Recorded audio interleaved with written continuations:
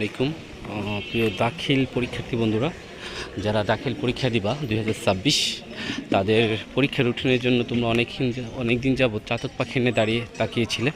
তোমাদের পরীক্ষার রুটিন প্রকাশিত হয়েছে।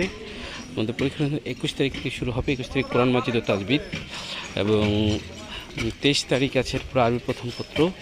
এরপরে 26 তারিখ হলো গণিত, আর 28 তারিখ আছে আরবি দ্বিতীয় পত্র। এরপর 30 তারিখ আছে বাংলা প্রথম পত্র। 3 তারিখে আছে বাংলা দ্বিতীয় পত্র।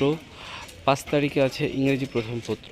7 তারিখে ইংরেজি দ্বিতীয় পত্র। 10 তারিখে হাদিস, এবং 11 তারিখে আকাইদ ও ফিক, এবং ব্যবহারিক আছে হলো 12 তারিখ মঙ্গলবার।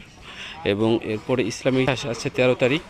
14 তারিখ আছে তথ্য যোগাযোগ প্রযুক্তি, এবং অন্য যে বিষয়গুলো আছে অতিরিক্ত সেগুলো পরবর্তীতে তারিখগুলো দেওয়া আছে।